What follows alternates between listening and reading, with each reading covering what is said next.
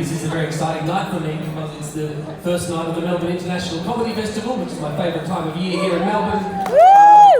And it's 20 years since my very first comedy festival show, and it's also 20 years since I first got involved in Big Brothers Big Sisters. I started out as a volunteer mentor, mentoring an 11-year-old boy back in 2006, which was before YouTube even existed for the little ones in the room. Little ones being anyone under the age of 42, of course. So it's a very special, this organisation holds a very special place in my heart. I was an actual mentor, Big Brother, for a year or two, and ever since I've been a very proud ambassador, and I've always tried to raise as much money as I can by doing various things, such as most recently picking out a fight with Kyle Sandlands, where we raised $25,000. For those not familiar with, I was doing breakfast radio here in Melbourne for 5 years, and when I quit, I put a social media post up saying that I was rating better than Kyle, and that would haunt him until he died. And he responded by calling me a deluded frog on his radio show. And so I then ran a GoFundMe to raise money for the rent that was being spent for me living in his head, and we raised $25,000. And then just last month, I had the great fortune of being the Moomba Monarch here in Melbourne, and I took part in the Birdman Rally. I dressed up as Flinders Street Station, threw myself into the Yarra River, and we raised $15,000 for people. To be honest, when Mark invited me to perform tonight, it was easy to say yes because I assumed I would have perished from E. coli having jumped into the river. But the council had someone employed standing on the banks to give us all a shot of Listerine as we got out. So nervous were they that we would get infected from our beautiful Yarra River, which I love dearly. So I'm going to sing just a few songs to kick off the night because I have got another show down at the Arts Centre after this, but I told them make it wait because we're here trying to raise $100,000.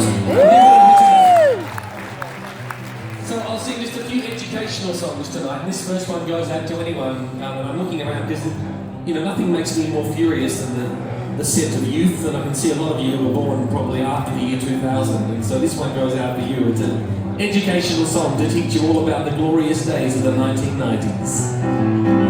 You'll never know what it's like to rewind an audio cassette with a pencil. You'll never know what it's like to have to stand up to change the channel.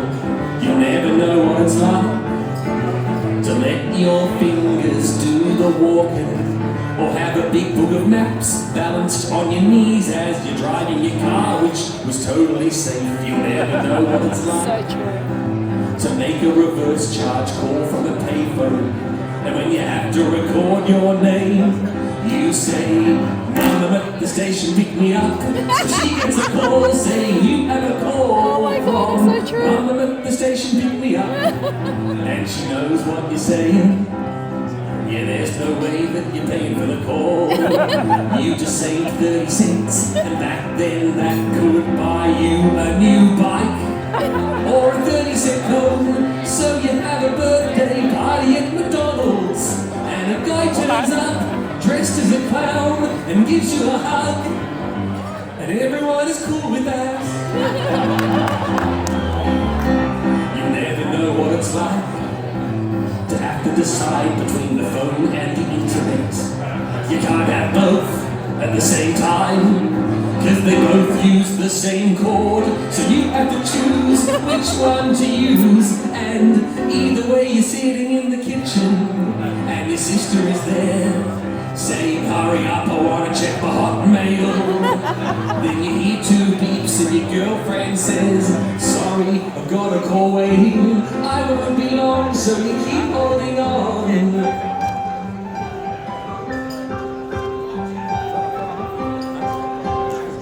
Then she comes back and she dumps you. True story. I still love you, listen, you never know what it's like to have to wind on when you've taken a photo, when you've just spent 13 minutes wondering if it's worth taking the photo at all, because you've only got 24 shots and you're not going to see them for a month. You collect them from the chemist, and sometimes he would comment on which photos were his favourites, and everyone was cool with that. You never know what it's like to have nightmares about the millennium bug.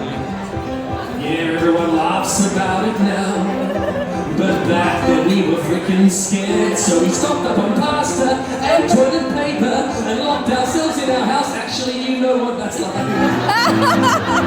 And you'll never know the kind of rage that comes from getting angry with a paperclip that wants to write a letter. And you'll never understand the urge to grab it with both hands and rip it straight out of the screen, and then get a pair of pliers and pluck out both its eyeballs and cut it into pieces and send it to Bill Gates with a note that says, "Look, I wrote a letter on my own, Bill. I'm a big boy now. It was a different time. It was a simpler time. We fed our Tamagotchis and we wore tie-dye.